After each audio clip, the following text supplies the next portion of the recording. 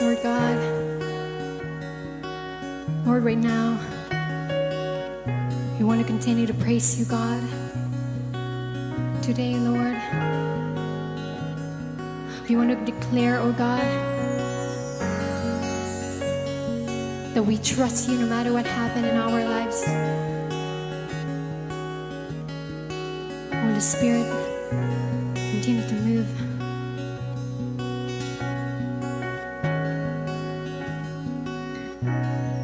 Blessed assurance, Jesus is mine. He's been my fourth man in the fire, time after time. Born of His Spirit, washing His blood, and what He did for me on Calvary is more than enough. Oh, I trust in God.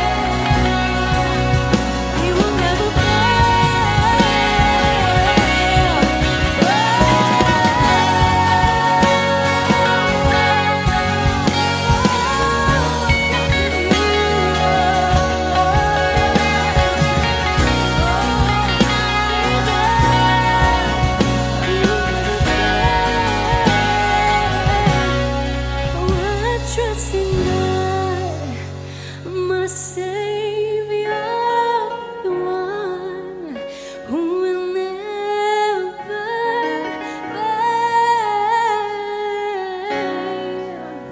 He will never fail. I trust in God, my Savior, the one who will never fail.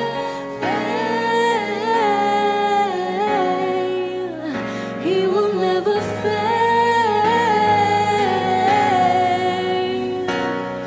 I trust in God. Yes, Lord, we trust in you, Jesus. Praise God, purihin po ang Panginoon. Good morning, good noon, good afternoon, good evening. Nasaan man po kayong panig na mundo ngayon, gusto ko po kayong batiin ng isang mapagpalang araw ng linggo. Happy amazing Sunday, and I hope that you are all doing well. This is Pastor Paul Balgos of Amazing of Crossover Campus, na lagi po nagsasabi sa inyo na ano man po ang ating mga pinagdadaanan ngayon, gaano man po ito kahirap, gaano man po katindi, gaano man po ka-challenging, gusto ko po sabihin sa inyo na mas marami pa rin po tayong mga bagay na dapat pong ipagpasalamat sa ating pong Panginoon. Bago po tayo mag-start sa ating pong series ender, ay pwede po ba mag-type tayo sa comment section na God is good? Come on, God is good.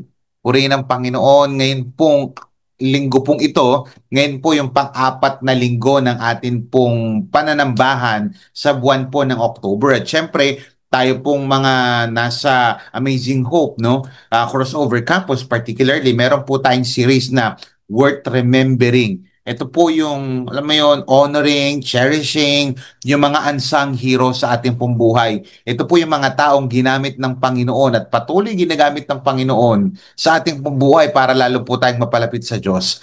Kaya po, I hope sa mga nagdaang linggo na ito ay napasalamatan nyo na yung mga taong nagbigay sa inyo ng tulong, yung mga taong naglapit sa inyo sa Panginoon, na message nyo na sila, nabigyan nyo na sila ng kahit papano ay pasasalamat, whether ito ay by words or treasure or time or food or simpleng ano lang, pag may message, napaka-importante po niyan. I hope na-apply po ninyo yung ating po mga pinag-uusapan. Now, meron din pong pagpapasalamat yung pag-uusapan po natin ngayon. Now, bago po yan, gusto ko po munang tanungin kayo, napansin nyo ba yung mga kumpanya ngayon, whether ito ay mga nagbebenta ng kotse, yung iba naman nagbebenta ng appliances, yung iba naman nagbebenta ng gadget. Napansin nyo ba yung mga kumpanya ngayon, hindi lang sila nakafocus sa pagbebenta lang. Although importante po yun kaya nga sila nagtayo ng kumpanya kasi para magbenta ng produkto or service. Now, napansin nyo, hindi lang sila nakafocus sa pagbebenta,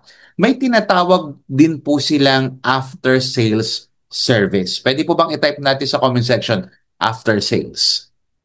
Ano ibig sabihin ng after sales na yan? Naniniwala itong mga kumpanyang ito na hindi lang natatapos ang kanilang relationship sa customer pagkatapos bumili ng kotse, pagkatapos bumili ng gadget, pagkatapos bumili ng appliances. Although importante po yun. Pero bakit importante po yung after sales? Kasi alam po ng mga kumpanya, pinag-aralan na po nila yan, kung paano sila mag-respond pagkatapos nila magbenta, doon nakasalalay kung babalik pa yung customer nila ulit sa kanila para bumili ng another product. Or perhaps kung hindi man bibili, dito nakasalalay kung magkakaroon sila ng good customer review. Kasi hindi lahat. Kapansin niyo 'di ba sa mga online na mga pinamimilihan natin ngayon, may customer review. Kaya importante yung after-sales service. Dito rin nakasalalay kung magiging loyal yung tao sa kanilang brand, sa kanilang sasakyan, sa kanilang gadget. Pero bakit ko nasabi ito? Kasi I realize, pakinggan niyo po itong maigi.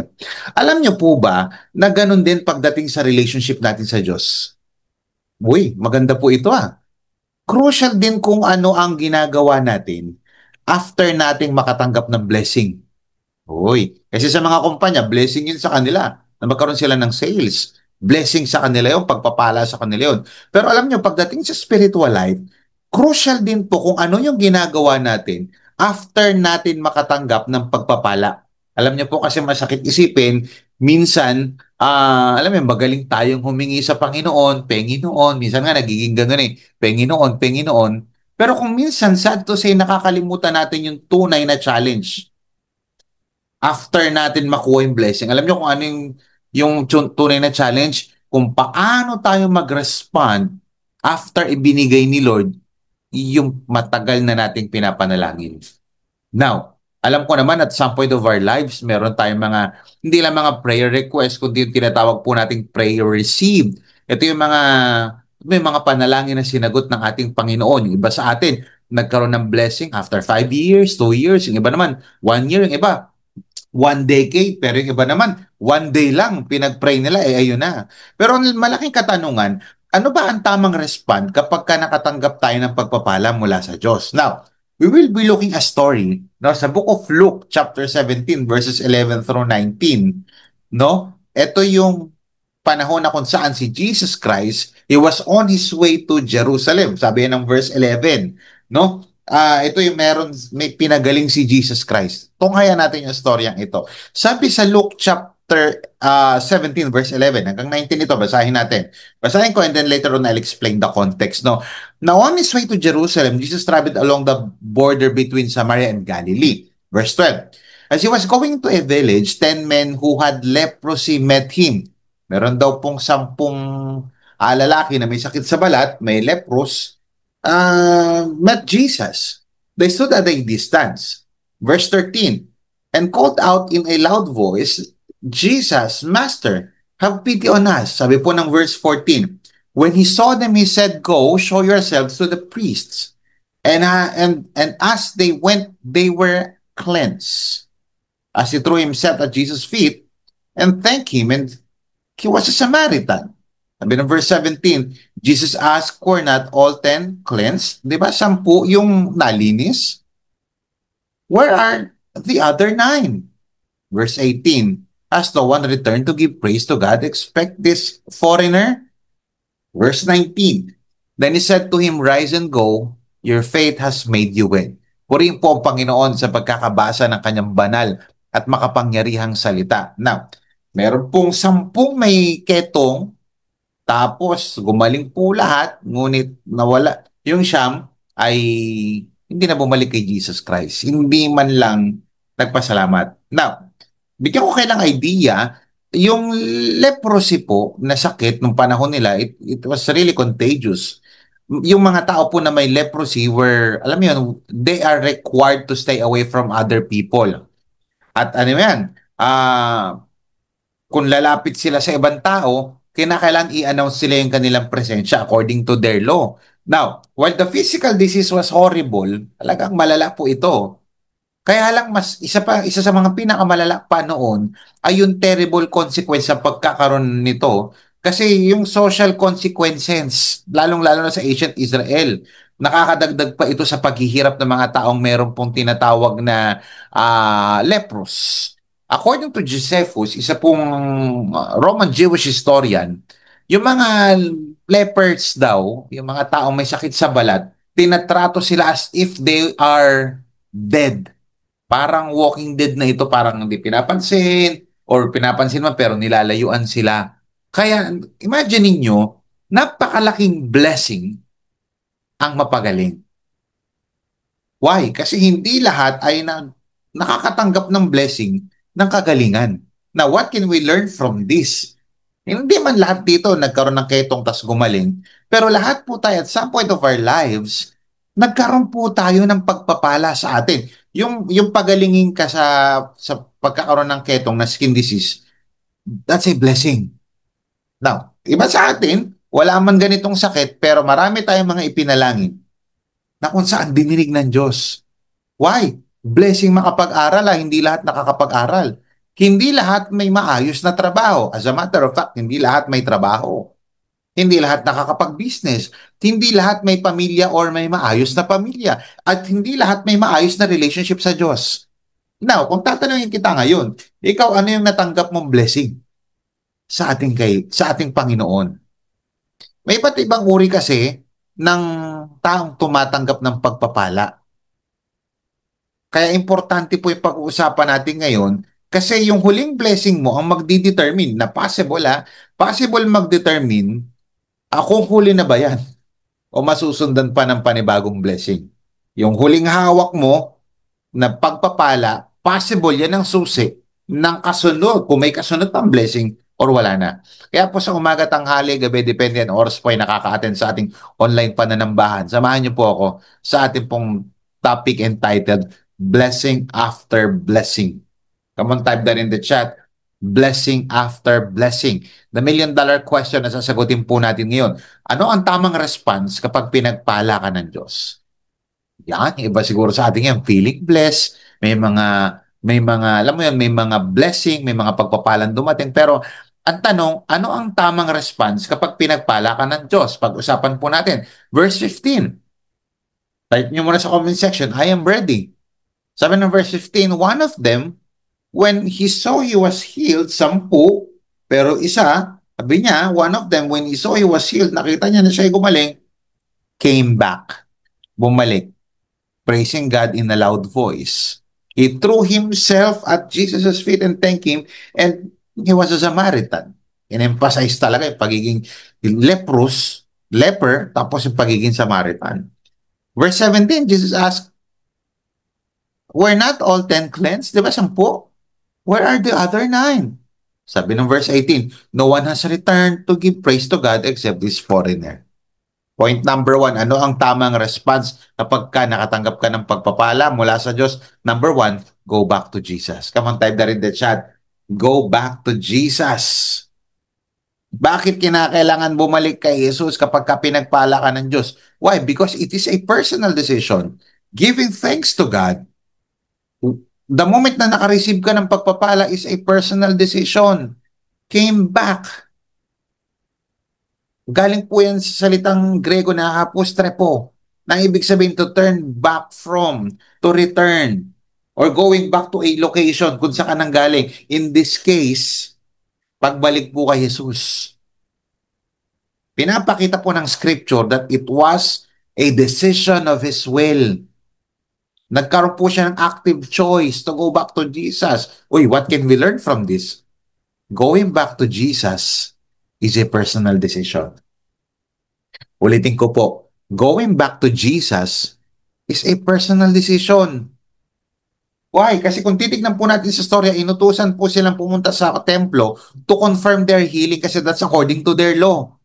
Na kapag totoong gumaling ka from leprosy, kailangan pumunta ka sa templo, pakita mo sa mga pare to confirm their healing. And the moment they obeyed, they got healed. Gumaling sila. Sige, pupunta kami. Habang papunta sila doon, gumaling sila. Pero hindi sila, pakinggan niyo ito maigi, hindi sila inutusan ng Panginoon na bumalik para magpasalamat sa Kanya. Hindi sinabi ni Jesus Christ, kapag gumaling kayo, baka naman, balik kayo, magpasalamat kayo sa Diyos. Hindi sila inutusan. Sa makatuwid, pinapakita ng scripture na ang pagpapasalamat sa Diyos ay isang personal na desisyon.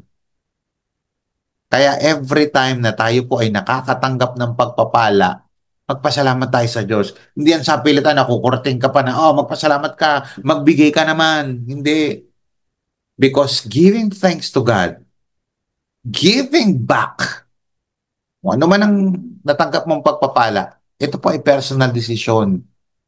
At hindi lang po ito basta personal decision, meron po kasi ang divine expectation. Bakit? Sabi ng verse 17, Jesus asked, di ba 10 yung napagaling? O yung nalinis? Asan siya? Ba't ikaw lang? Ano ibig sabihin ng divine expectation? Naghahanap ang Panginoon ng mga pinagpalang babalik sa Kanya para magpasalamat. Ulitin ko, naghahanap ang ating Panginoon Diyos na mga pinagpala, yung mga blessed, yung mga naka-receive ng answered prayer nila, yung mga naka-receive ng blessing, nag-expect ang Panginoon na bumalik tayo sa Diyos para magpasalamat. Why? Because those who are blessed are expected to return and give thanks to Jesus Christ. Kaya mga kapatid, sa mga pinagpala dyan, sa mga feeling blessed dyan, mag-heart react nga kayo. Sige. Gusto ko sabihin sa inyo, hinihintay ni Lord na bumalik ka sa Kanya. Iba sa atin, nagkaroon lang ng trabaho, hindi na bumalik sa kanya. Pastor, pag-pray mo nga ako. Pag-pray mo ako. Lord, nabigyan ako ni Lord ng trabaho. Ito na. Nang binigyan na ng trabaho, hindi na bumalik sa simbahan para magpasalamat sa Diyos. Hindi ko sinabing hindi na pwede magpasalamat kahit wala sa church. Ang point, si Lord nag-i-expect na mga taong babalik sa bahay-sambahan para magpasalamat. Ba sa atin? Pastor, pag-pray mo nga na maging kami na ng crush ko. Nung naging sila, wala na, hindi na bumalik. You see, ulitin ko po, nag-aantay ang ating Panginoon ng mga tao na babalik sa Kanya para magpasalamat.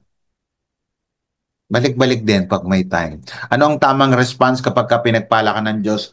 Go back to Jesus. Come on, type that in the chat. Go back to Jesus. Pangalawa, sabi ng verse 15, one of them, when he saw he was healed, tutusan sila ni Lord. Tara, punta tayo sa templo. Mingi tayo ng kagalingan. Mingi tayo ng blessing. Kay Lord eh. Sabi ni Lord, pumunta daw kami doon eh. Dahil, di ba nga, Lord, pagalingin nyo kami. Sabi ni Lord, punta nyo. Sabihin nyo sa priest. Tingnan nyo, pacheck nyo. One of them, habang sila naglalakad, when he saw he was healed, teka, aba, bumalik kay Jesus. Ano ginawa? Praising God in a loud voice. Ano ang tamang response kapag pinagpala ka ng Diyos? Number one, go back to Jesus. Pangalawa, give praise to Jesus. Come on, type that in the chat. Give praise to Jesus. Yung 10 mama na may leprous na nalangin. 10 men prayed, but only one man praised God. Mga kapatid, wala pong masamang manalangin. Pero importante rin po yung pagbibigay ng papuri sa Panginoon. Why? Kasi siya yung sumagot sa iyong panalangin. Remember this, that praise is about recognition. Bakit kinakailangan pa natin i-recognize si Lord? Ba't kinakailangan pang papurihan ng Diyos? Why? Because it's about personal recognition. Praising God is about personal recognition. Siya mismo, when he saw, ano pwede natin matutunan dyan? Mga kapatid, recognize your blessing personally.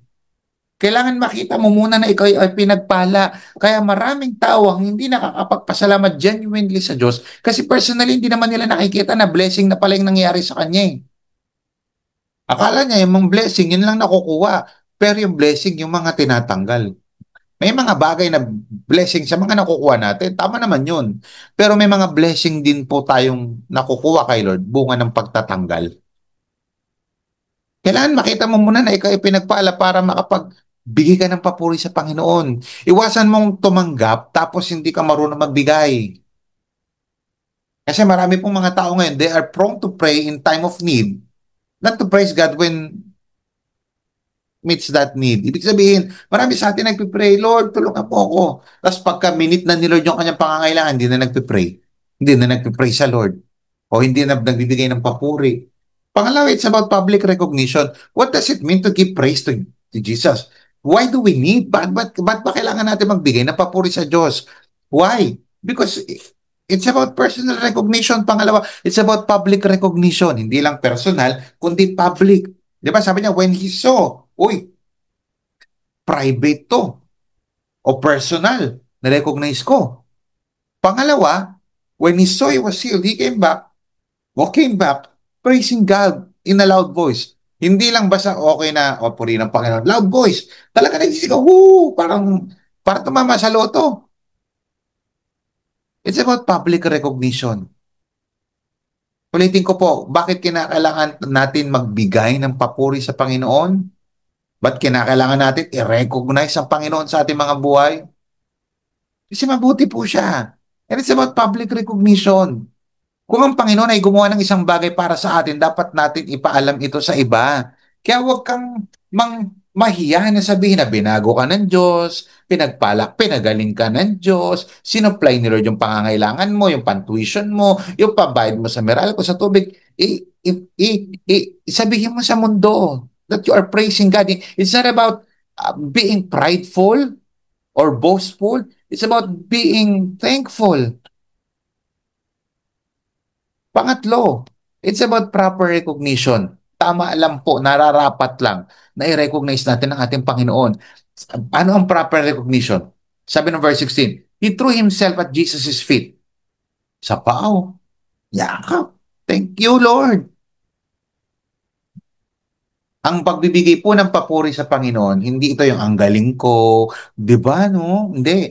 Ang pagbibigay po ng papuri sa Panginoon is about, it must be Christ-centered. It must be Christ-centered. Kaya tignan nyo, yung pagbibigay po ng papuri sa Panginoon, it must be more of Christ superiority and less of us. Sabi ng verse 16, He threw himself at Jesus' feet and thanked Him. More of Christ's superiority. And He was a Samaritan, less of our inferiority. Yung mga nakaranas po ng pagpapala galing sa Panginoon should give glory to Him. Bakit? Kailangan ma-realize po natin ito. Kasi marami pong lumalapit sa Diyos para humingi. Pero konti lang ang bumabalik para magbigay. Magbigay ng papuri, magbigay ng kanyang pasasalamat. Kaya kapag ka-bless ka ni Lord financially, magbigay ka sa Kanya, magpasalamat ka sa Kanya. Kapag ka-bless ka ni Lord spiritually, magbigay ka ng recognition sa Kanya. That's why sabi nga ni Jesus Christ sa verse 18, was no one found to return and give praise to God except this foreigner, itong Samaritan na ito. Marami pong mga tao ngayon bumabalik sa simbahan, wala naman pong masama doon, pero hindi sa pananambahan. Marami pumupunta sa simbahan pero hindi tunay na sumasamba. We need to be reminded that the phrase praise the Lord is not just a slogan ng mga Christian. Or it is or something nice to do na nagsabi ka nga na praise the Lord. Listen to this. Praising God o yung praise the Lord is something that God demands. Hindi lang dinedemand, kundi ini-expect yan. Why? Because He is God and we ought to worship Him. Kaya hindi lang dapat natin naaalala ang ating Panginoon sa mga panahon na may problema tayo. Even sa nakatanggap na tayo ng pagpapala, hindi tayo nakakalimot dapat sa ating Panginoon. Sabi po ng Psalm 105, verse 1, Oh, give thanks to the Lord. Call upon His name. Make known His deeds among the peoples. Kaya dapat ipagsabi. Type mo nga sa comment section, ipagsabi mo. Ipagsabi mo yung pagpapalang natanggap mo mula sa ating Panginoon. Mula sa nabagong buhay, papunta sa nakatapos na pag-aaral, papunta na supply na pambayad sa kuryente. Sinusupply po yan, pati sa kagalingan physically, emotionally, relationally. Sabihin po natin yan sa mundo. Hi, I'm Chini of Amazing Hope Crossover Campus and I want to share with you a Bible verse na talagang tumatak sa akin sa puso't isip ko as a Christian. This is 2 Corinthians chapter 9 verse 10. For God is the one who provides seed for the farmer and then bread to eat. In the same way, He will provide and increase your resources and then produce a great harvest of generosity in you. I remember this year I was able to commit to Amazing Hope Crossover, my expansion. And napaka-proud pa ako nung time na yun. Kasi sabi ko, kaya ko to, mabubuo ko tong expansion na to because I have my work, I have my income. Pero all of a sudden, first 2 months of the year, nagkaroon kami ng problem. Yung premium client ko nawala, yung inaasahan ko na magbubuo ng expansion ko, biglang nawala siya. And ang deadline ng aming expansion is July. I was already kind of worrying, no? Kasi nga sabi ko, paano ko mabubuo tong expansion na to? Paano ko mabubuo yung commitment na binigay ko sa church, sa kingdom ni Lord, through Crossover Campus? And I was praying. I was really praying to God, like, since May, sabi ko, sa lahat ng devotion ko, yun ang ini-include ko, yung aking expansion ay makomplete. And as a farmer, no, si God talaga yung mag-provide ng seed para sa akin. At true enough, pagpasok pa lang ng July, merong pumasok sa akin na project that will allow me to complete 70% of my expansion. And when end of July came, na-complete ko yung expansion ko. And yung faithfulness talaga ni Lord ay talagang truly amazing. Dahil when I planted that whole project to Him, I was able to harvest the same amount. Wala pang 24 hours, binigyan agad sa akin ni Lord. Nagkaroon ng income na nag-match dun sa expansion ko. And praise God talaga. Kasi talagang pag ikaw as God's fruitful servant, you are able to commit your tithes, your offering, kung ano man yung kinukommit mo kay Lord right now, truly, He will be the one to provide and give it back to you. And even produce more for you na ma-share mo rin sa iba. Sabi nga, di ba, pag nagtanim ka ng buto ng mangga, hindi mo malalaman kung ilan yung magiging bunga nun. Only Lord will know kung ano yung magiging bunga. Kaya huwag kayong magsasawa na magtanim para sa kingdom. And with that, let me pray for you. Let me pray for your heart to give you the mindset of a true Christian, a true follower, committing his or her tithes and offerings for the kingdom of God. Lord God, I pray po na kung sino man po ang nakakapakinig sa aking exhortation, Lord, ay kayo po yung magbigay sa kanya ng seed na kanyang itatanim para sa inyong kingdom. Kayo din po ang nagbigay sa kanya ng mind, ng heart, ng will, ng commitment, Lord, na alagaan ang seed na ito. I-nurture niya po ito. Taniman niya po ng prayer, ng word, ng devotion niya, Lord, sa iyo, Lord. Para alam po niya na ang i-harvest po niya ay para din po sa kingdom niyo. At i-share niya din po itong blessing na to sa iba at hindi lamang po para sa kanya. Lord, may you bless all our amazing people, Lord, listening right now, to give back to you, Lord, to give back all the blessings that you have given us, Lord. Tithes, offerings, Lord, any kind of blessing, big or small, Lord. Sa inyo po nagmumula ang lahat ng ito, Lord. And we pray, Lord, na gawin niyo po kaming fruitful servant niyo, Lord, giving back to your kingdom. In Jesus' name, Amen. So let us give po.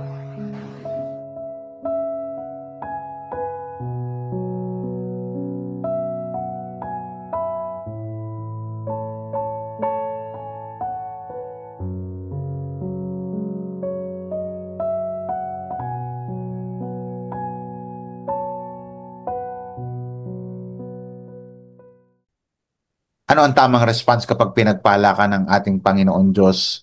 Go back to Jesus, give praise to Jesus. Pangatlo po, and He said to him, rise and go. Di ba niyakap niya? Thank you, Lord.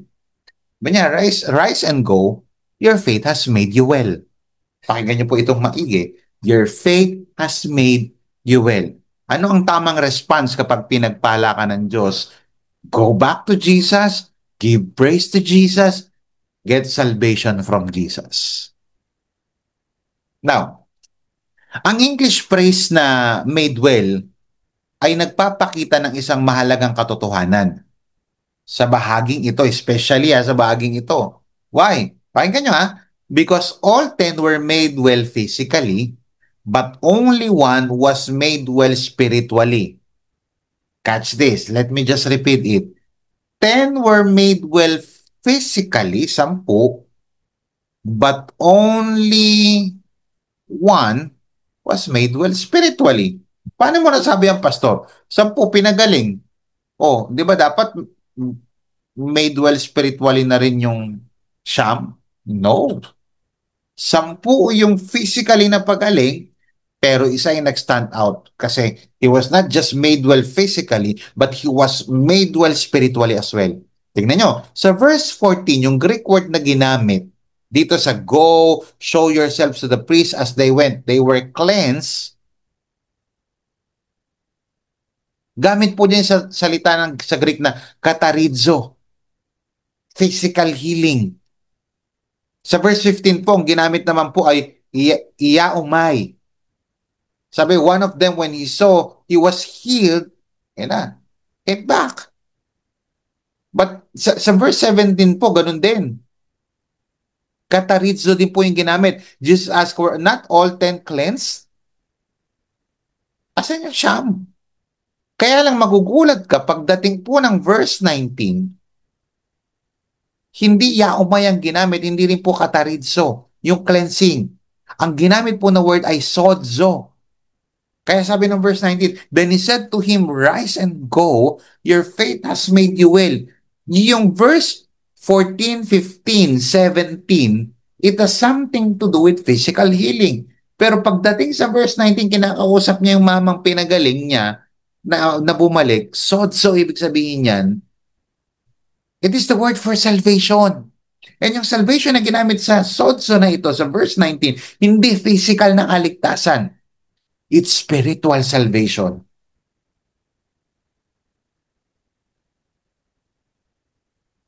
Yung wordful na sa verse 19 patungkol po sa cleansing o sa your faith has made you well is more than just physical healing.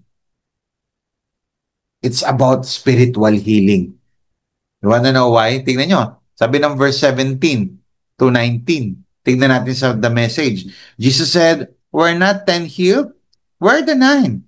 Can no one be found to come back and give glory to God? Expect this outsider, Samaritan? Then he said to him, get up on your way. Your faith has healed physically and saved you. Hindi siya saved sa physical lang, pinagaling siya, but he was saved spiritually. 10 men, ano ibig sabihin nito? Catch this. 10 men got healed, but only 1 man got saved. 10 ang pinagaling, pero isa ang naligtas. Why?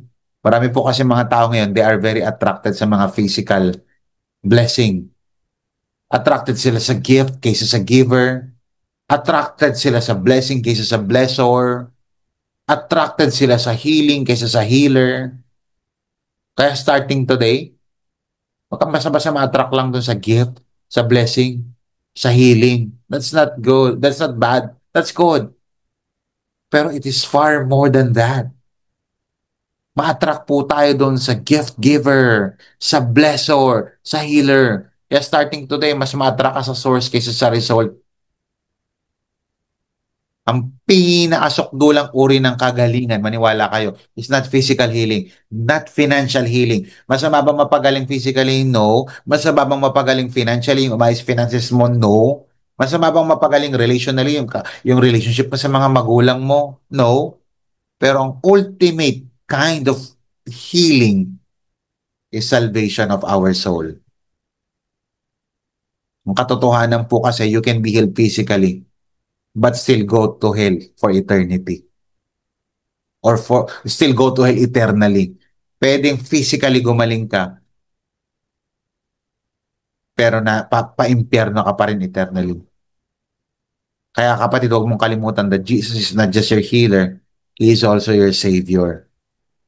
Kaya mga kapatid, as I end, huwag po natin kakalimutan na ang ating pong Panginoon, siya po ay nagliligtas, hindi lamang physically, nagliligtas din po siya spiritually. Yung ating pong ultimate need is not physical healing, although wala pong masama dyan, God can still heal today, but the ultimate need of every single human soul is a salvation or healing of our souls.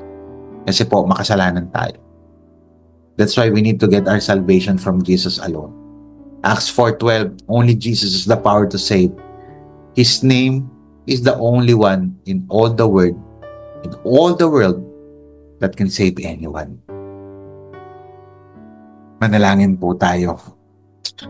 Kapatid, if you come here for the first time, God wants to heal you. At ang tamang response kapag pinagpala ka na ng Diyos, bumalik ka kay Jesus para magpasalamat. Bumalik ka kay Jesus para magbigay ng papuri. And get salvation from Jesus Christ alone.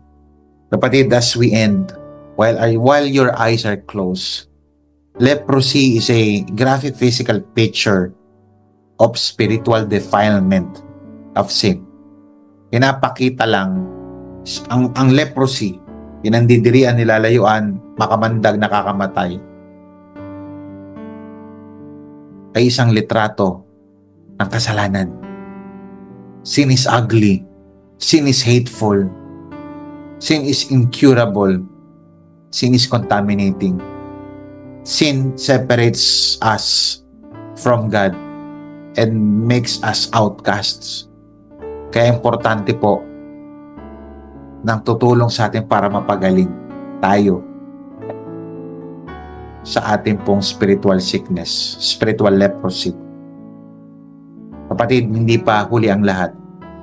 If you want to have a fresh start, if you want to be healed, not just physically, not just emotionally, not just relationally, but spiritually ultimately, come to Jesus. Accept Christ as your Lord and Savior. Sabi mo lang, Lord, I repent from all of my sins. Lord, starting today, I want to live for you. I acknowledge that I cannot save myself. Lord, apart from you, I am nothing. I cannot save myself dahil lang sa paggawa ng mabuti. Only you can save me. Starting today, I surrender my life to you. And starting today, help me to live for you. At kung ikaw na mamatagal ng Christian, pinagpala ka ng Panginoon, huwag mo siyang kakalimutan. Ang mga nararanasan mo, if you're a Christian, yung mga nararanasan mong mga challenges ngayon, maaring inalaw ni Lord dyan para paalalahanan ka na bumalik ka sa Kanya. Panginoon, heal your people, restore your people, save your people. Maraming salamat po for this series. Maraming salamat po sa buwang ito. And we are so excited to face the next month with full of excitement and joy, knowing that we have a great God